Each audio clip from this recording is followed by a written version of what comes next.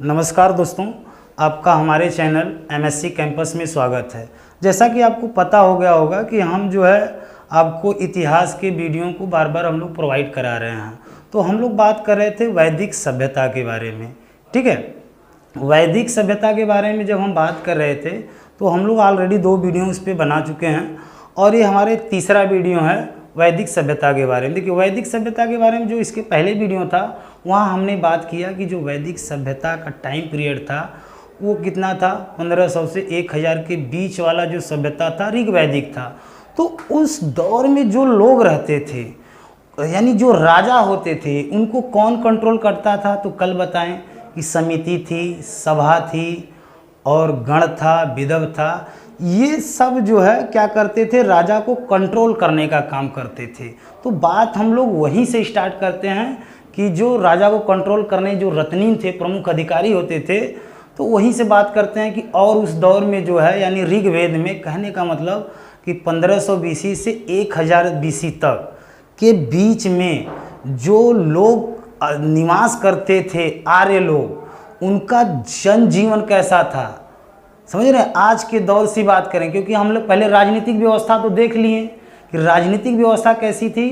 तो कंट्रोल कौन करते थे? तो रत्नीन लोग कंट्रोल करते थे। 4 संस्थाएं बनी थी, समिति, सभा, विदव, गण। ठीक है, तो वो करती थी। और जनजीवन के बारे में हम आगे बढ़ते हैं। आइए चलते हैं, समझते हैं कि वैदिक जो सभ्यता था, इनका तो टाइम पीरियड आप समझ गए, टोटल 1500 बीसी से याद कर लीजिएगा 600 बीसी तक।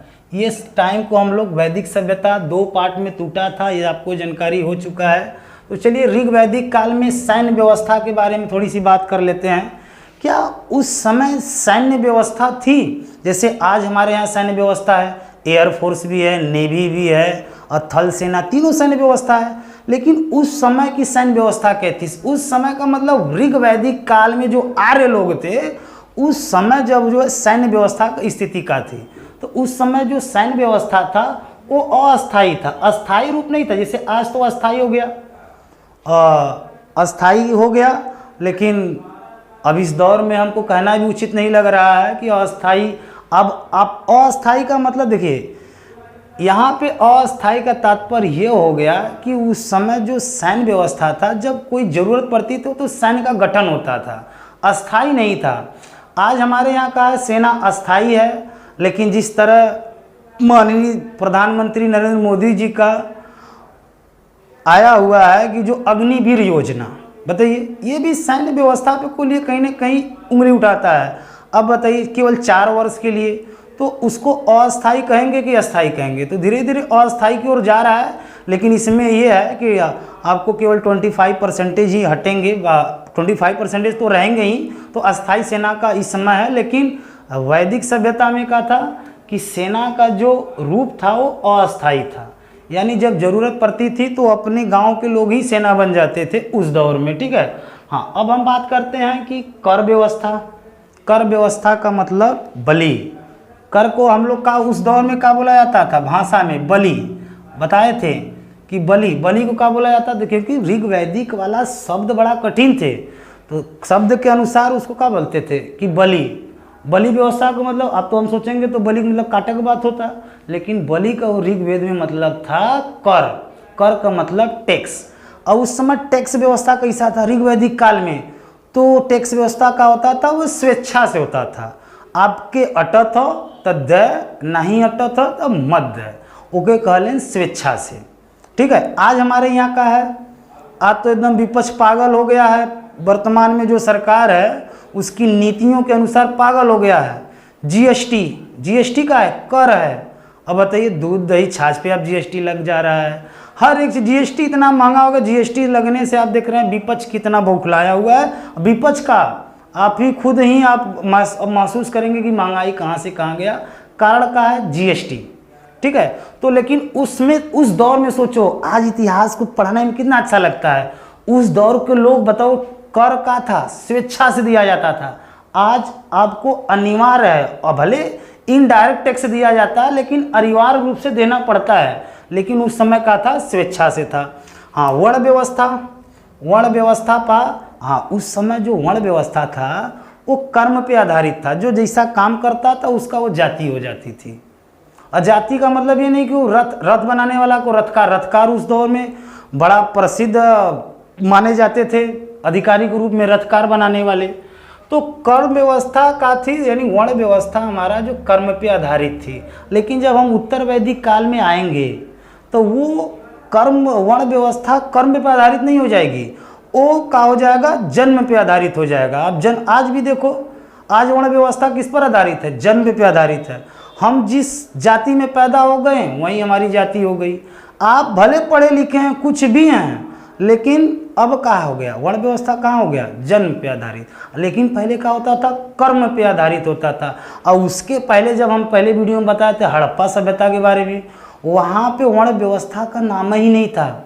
वर्ण व्यवस्था वहाँ पे योद्धा अलग होते थे, विद्वान अलग होते थे, श्रमिक अलग होते थे, ठीक है, 4 व्यवस्थाएं वहाँ पे देखा गया था। लेकिन यहाँ पे कर्म पे ही आधारित था। लेकिन जस्ट जब उत्तर वैदिक काल आएगा, अभी समझाएंगे आगे, और वहाँ जन्म पे आधारित हो जाएगा, ठीक है। वर्ण व्यवस्था का आप प्रमाण भी हमने बताया था कि 10वें मंडल जो पुरुष सूक्त है उसमें ही जो वर्ण व्यवस्था का उल्लेख किया है, उसी जो ऋग्वेद में पुरुष सूक्त है 10वां मंडल, उसी में सर्वप्रथम पहली बार शूद्रों का उल्लेख हुआ था कि शूद्र भी होते हैं, ठीक। तो आगे हम लोग चलते हैं, चलिए। वैदिक सभ्यता है, इसको हम एक तरह से, ये जो सभ्यता वैदिक है, तो क्योंकि टाइम पीरियड हम बात कर रहे हैं 2500 BC से 1000 BC तक, ये जो टाइम पीरियड था उसको हम लोग ऋग्वैदिक के नाम से भी जानते हैं, ऋग्वैदिक काल के नाम से भी जानते हैं। तो ये काल का हम अध्ययन यहाँ पे कर रहे हैं। तो ऋग्वैदिक काल में, यानी वैदिक काल या ऋग्वैदिक काल में स्त्रियों की स्थिति क्या थी। तो स्त्रियों की स्थिति देखो, यहीं से तो आपको समझाता। आज के दौर में भी होता है कि महिलाओं को सशक्तिकरण बनाया जाए, हाँ, लेकिन वो सोचा कि ऋग्वैदिक काल में जौन बाटे स्त्रियों की स्थिति बहुत अच्छी थी। बहुत अच्छी का मतलब ये हो गया कि जो हमने कल बताया कि जो बड़े बड़े अधिकारी होते थे, रत्नीन होते थे, राजा को कंट्रोल करने का काम होता था, जिसको हम लोग विधव बोलते थे, उसमें महिलाओं भी भाग लेती थी। यानी कहने का तात्पर्य हो गया कि जब महिलाएं भाग ले रही हैं तो इसका मतलब ये हो गया कि स्त्रियों की स्थिति का थी, बहुत ही उस समय अच्छी थी। उनका उपनयन संस्कार होता था। अब उपनयन संस्कार का होते हैं, देखिए अभी इसके जस्ट आगे हम एक और वीडियो इस पर बनाएंगे जिसमें हम बात करेंगे कि वैदिकोत्तर काल, यानी कहने का मतलब इस काल के बाद एक काल आता है, उसको वैदिकोत्तर काल कहते हैं। इसमें हम 6 वेदांगों की बात करेंगे। वेदांग की रचना क्यों हुई, वेद को अच्छे से समझने के लिए वेदांग की रचना, 6 हो गया। तो उसी में हम बात करेंगे कि 16 संस्कार के बारे में, 8 तरह के विवाहों के बारे में भी उल्लेख उसमें है। तो थोड़ा सा वहाँ पे हम लोग चर्चा करेंगे। लेकिन उस समय ऋग्वैदिक में स्त्रियों की स्थिति का था, बहुत अच्छी थी, उनका उपनयन संस्कार होता था। अभी जो 16 प्रकार के संस्कार हैं हम अगले वीडियो में बात करेंगे। और स्त्रियों की स्थिति ऐसी थी, शिक्षा का अधिकार था उन्हें। लेकिन जस्ट इसके बाद केवल 500 वर्ष के बाद उत्तर वैदिक काल आएगा, सारी स्थितियां महिलाओं की खत्म होने की कगार पे आ जाएगी। अब कैसे होगा अभी हम लोग बात करते हैं। हाँ, उस समय जो है उपनयन संस्कार, शिक्षा का भी अधिकार था, पुनर्विवाह था कि भाई आपके पति मर गए, पुनर्विवाह कर लो। बताओ कितना अच्छा सिस्टम था, आज के दौर की तरह था। उस समय एक नियोग प्रथा चलती थी। और नियोग प्रथा क्या होती है, नियोग प्रथा का अर्थ होता है कि किसी का जो है देवर से, अब मान लो पति मर गया तो देवर होते हैं भाई, तो उनसे शादी की जो प्रथा होती थी उसको हम लोग क्या कहते थे, नियोग प्रथा। तो नियोग प्रथा का जानकारी भी हो गया आपको। हाँ, कुछ स्त्रियों की ऐसी बात होती थी और कुछ उस दौर में भी स्त्रियां होती थी जो आजीवन शादी नहीं करती थी। ऐसा तो आज के दौर में बड़ा कम देखने को मिलता है। अगर मिलबो कराता तो कहीं ना कहीं का बा आपके लिए एक अजूबा से तो कम दिखाई नहीं देता था। अजूबा से याद करा कि अमाजू, जो वैदिक सभ्यता में जो स्त्रियां जीवन भर शादी नहीं करती थी उन्हें क्या कहा जाता था, अमाजू कहा जाता था। तो इसे आज देखा थे आभूषण का चल रहा है, तो क्या उस दौर में भी आभूषण था? बिल्कुल था। जो आभूषण होते थे वो सोने का जो ढेर होता था, उस आभूषण को क्या बोला जाता था, निक्स। परीक्षा में पूछा जाता है। और जो गले का हार होता था उसको क्या बोला जाता था, रुक्म। तो उस समय भी देखो, क्योंकि आप जोड़ के पढ़ेंगे तो आपको कोरिलेट करके याद रहेगा, ठीक है। उस समय भी जो आपके पास आभूषण थे आज भी हैं। तो आज तो सोना बोलते हैं, लेकिन उस समय निक्स बोला जाता था स्वर्ण को, ढेर को। रुक्म गले का जो हार होता था आज तो मंगलसूत्र हो गया है। तरह तरह का कहावत।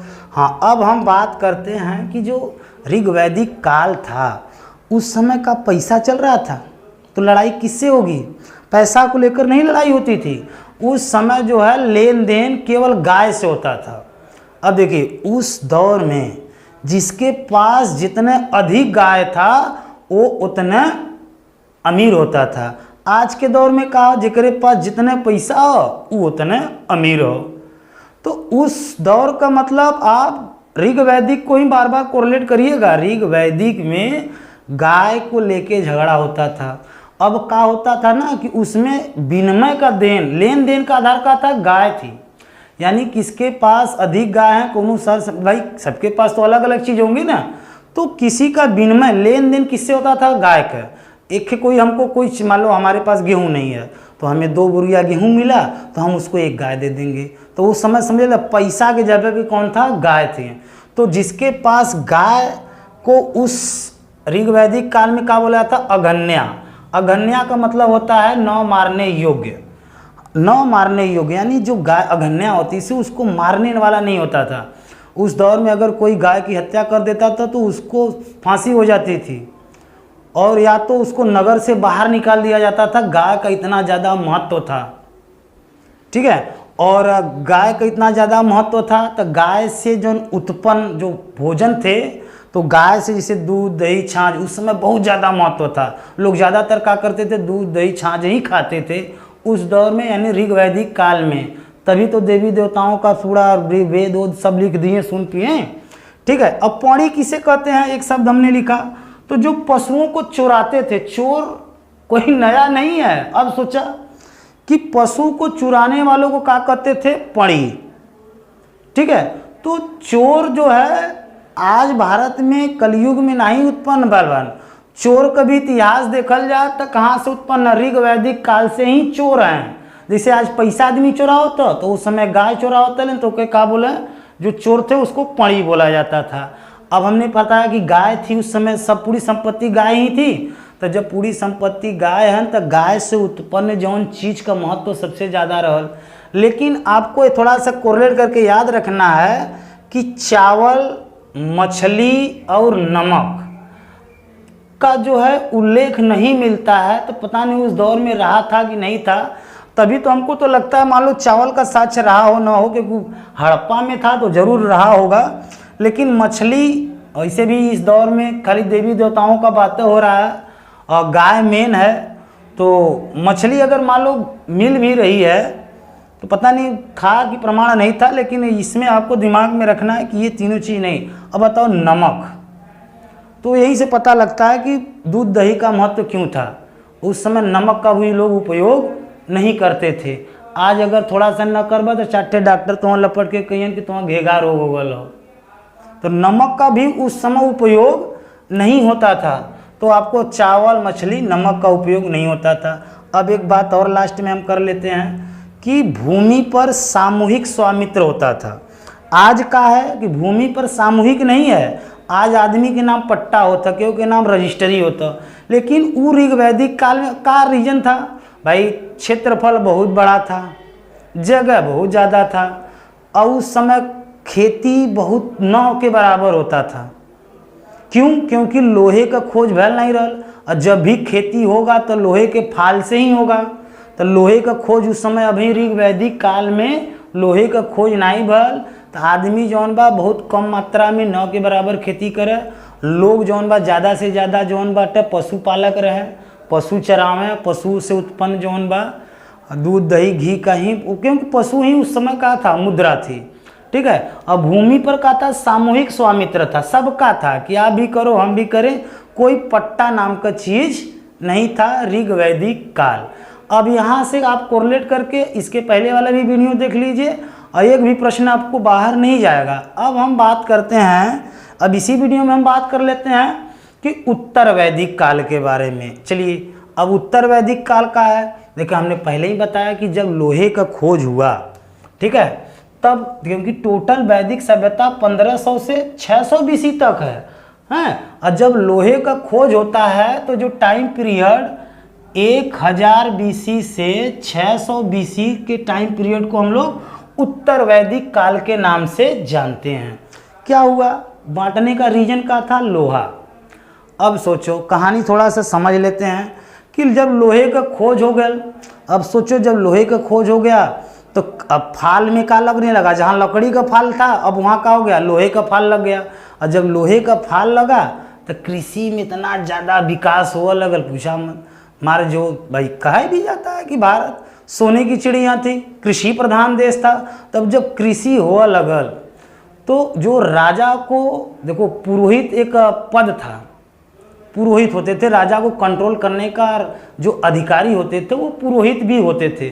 तो पुरोहित काम का किए, जो पुरोहित थे राजा के पास, उन्होंने कहा कि जब लोहे का खोज हो गया, तो जब लोहे का खोज होगा तो थोड़ा सा यज्ञ कराओ, तो यज्ञ करीबा तो और अधिक से अधिक तो वहाँ का मिली, लाभ मिली। तो राजा भी खुश हो गए, कह रहे यार पंडित पुरोहित जी आप जो है यज्ञ कराइए, तो यज्ञ कराओ लगले। तो धीरे धीरे जौन बाटा अब यज्ञ का प्रचलन हुआ लगल, कर्म कांड का बढ़ावा हुआ लगल, और वह पुरोहित का बन गए अंतिम में, लास्ट में अपने आप को का बना लिए, तब जाति का वहाँ उल्लेख होने लगा, अपने आप को का बना लिए, ब्राह्मण। तो कभी काल आपसे पूछा जाता है ये जो टाइम पीरियड उत्तर वैदिक काल हो 1000 बीसी से 600 बीसी के बीच वाला जो टाइम पीरियड है उसको ब्राह्मण काल के नाम से भी जानते हैं। क्यों? क्योंकि जो पुरोहित थे अब यज्ञ और कर्मकांड कराव लगने कि और तो खेती से अधिक लाभ हुई, राजा भी खुश।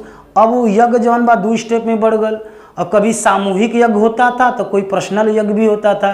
तो जब यज्ञ हुआ लगल तो आदमी चढ़ावा देवा लगल पुरोहित को, तो पुरोहित के भी विचार आ गल कि अरे यार हमने तक यज्ञ, भाई एक राजा क ठे पुरोहित रखेगा, 2 ठे 4 ठे रखेगा, तो पुरोहित का भी तो परिवार बढ़त हुई।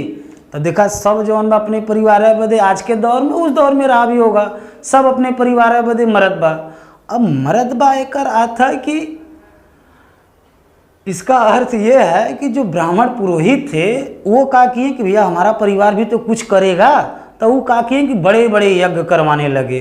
तो ये हुआ कि भाई और जो है पुरोहित लाओ, तो धीरे धीरे और अपने परिवार के भी लिए आवा लगले, तो बड़े बड़े यज्ञ हुआ लगल, पुरोहित जौन बा आवा लगे, और वह पुरोहित अपने आप को यज्ञ करवाने लगे, और यज्ञ करावत करावत कर्म कांडों को इतना बढ़ावा होने लगा कि आपको हम क्या बताएं। जब इतिहास पढ़ते हैं समझते हैं तो ऐसा लगता है कि कर्मकांड इतना बढ़ा, पुरोहित थे और पुरोहित हो गए का, अब ब्राह्मण हो गए। तो यहाँ जौन दिक्कत है कि वर्ण व्यवस्था देखा के मिली जौन हो, वर्ण व्यवस्था धीरे धीरे जो पुरोहित थे वो ब्राह्मण हो गया, जौन लड़ाकू रहन क्षत्रिय उनकर भी का हो गल, डिमोटिवेशन हो गल। का डिमोटिवेट का मतलब का हो गए कि उनका जो सम्मान था दूसरे नंबर के होने लगे। पहले पर कौन आ गए? ब्राह्मण। दूसरे पे कौन आ गए? क्षत्रिय आ गए, लेकिन साथ में जो है वैश्य, क्योंकि अब जाति का हो गल जन्म पे आधारित हो गया। हमने पहले बताया उत्तर वैदिक काल में आएंगे तो ये जाति का हो गया, जन्म पे आधारित हो गया। किसके कारण से? पुरोहित। पुरोहित का बन गए ब्राह्मण, अब इसके बाद क्षत्रिय होते थे, इसके बाद वैश्य। इन्हीं तीनों को द्विज में रखा जाता था, उसको क्या बोलते थे? द्विज। द्विज का मतलब ये होता है कि जो जाति द्विज में शामिल होगा उसका उपनयन संस्कार होगा, उन्हीं को शिक्षा का अधिकार होगा। और तीसरा एक बिरादरी बांट दे ले, सोचा उनको शूद्र बोल दिया गया, और शूद्र को चंडाल भी बोलते थे।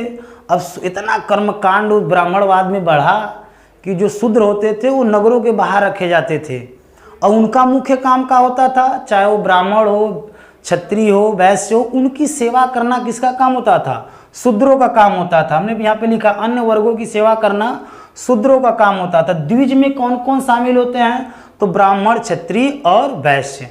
अब हम बात थोड़ा सा कर लेते हैं स्त्रियों की स्थिति के बारे में, क्योंकि राजा उस समय को कंट्रोल करने का जो पुरोहित होते वो करते थे।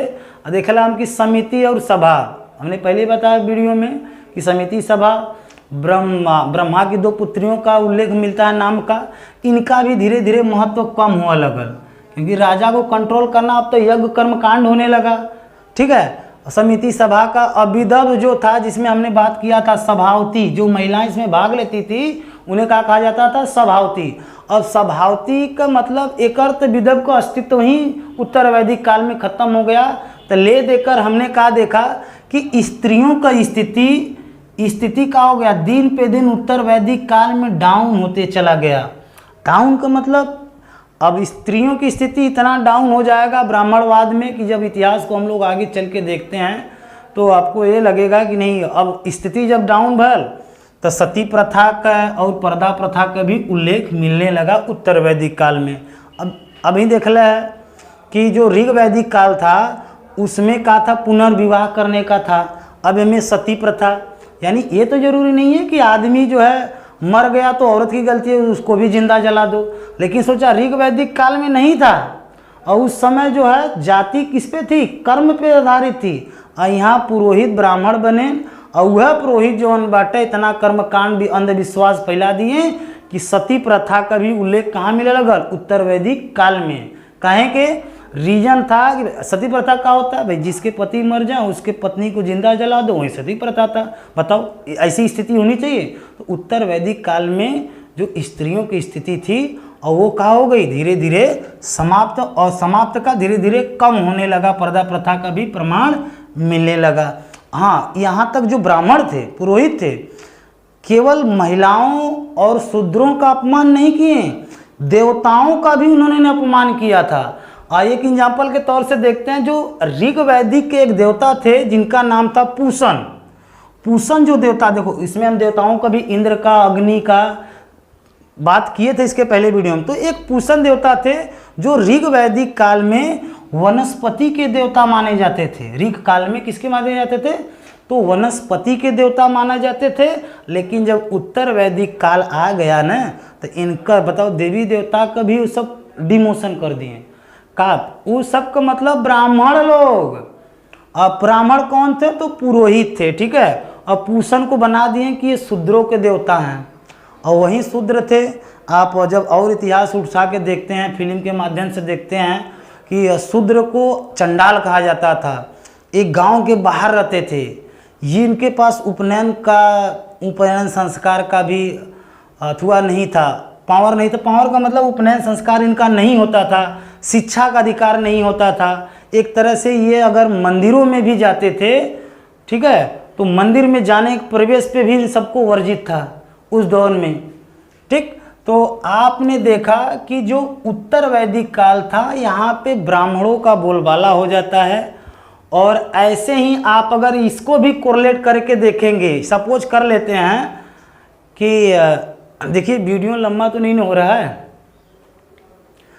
तो इसी में हम इसको पूरा समझा दें कि चलिए ठीक है। तो यहाँ पे थोड़ा सा देखते हैं अब इस दौर में, क्योंकि टॉपिक वही है। अब हम बात आएंगे कि सैन्य व्यवस्था उत्तर वैदिक काल में क्या थी, तो तब भी वैसे ही थी। सैन्य व्यवस्था में जो क्षत्रिय होते थे वो सैन्य व्यवस्था का काम करते थे, लेकिन जो सैन्य व्यवस्था था वो अस्थायी थी। किसमें, उत्तर वैदिक काल में। कर व्यवस्था, टैक्स, उत्तर वैदिक काल में जो टैक्स होता था वो लिया जाता था कि नहीं लिया जाता था।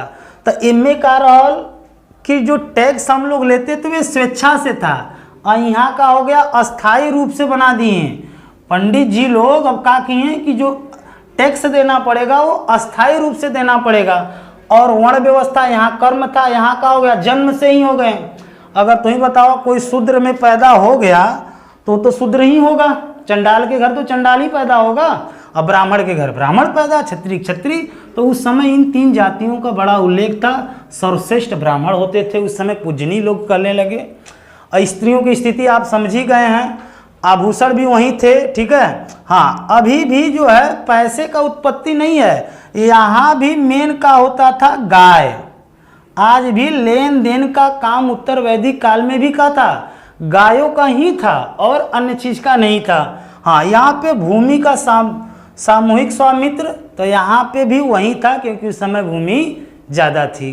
ठीक है, हम एक और वीडियो में बात करेंगे, जो हम बात करेंगे वैदिकोत्तर काल। तो हमारा जो अगला वीडियो होगा वो क्या होगा, वैदिकोत्तर काल। वैदिकोत्तर काल का तात्पर्य होता है कि जब वैदिक सभ्यता खत्म भयल तो करीब बाद एक सभ्यता आता है जिसको हम वैदिकोत्तर काल के नाम से जानते हैं। उसमें हम बात करेंगे वेदांग। आप समझ रहे हैं कि वेदांग का होते हैं। वेदांग की संख्या 6। वेदांग को में बात करो कि कल्प का होता है, व्याकरण। इसी वेदांग में हम बात करेंगे 16 प्रकार के संस्कार के बारे में, 8 प्रकार के विवाहों के बारे में वेदांग में।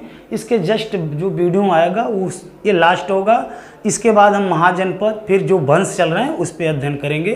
हाँ, यदि आपको वीडियो अच्छा लगा हो, आपकी इससे थोड़ा सा भी आपको लग रहा है कि नहीं हमें लाभ हो रहा है, तो जिस तरह जो है ब्राह्मण लाभ के वजह से जाति में बांट दिए, आप उसी तरह से अपने मित्रों को है इस वीडियो को ज़रूर शेयर करें और सपोर्ट बनाने का थोड़ा सा प्रयास जरूर करें। नमस्कार।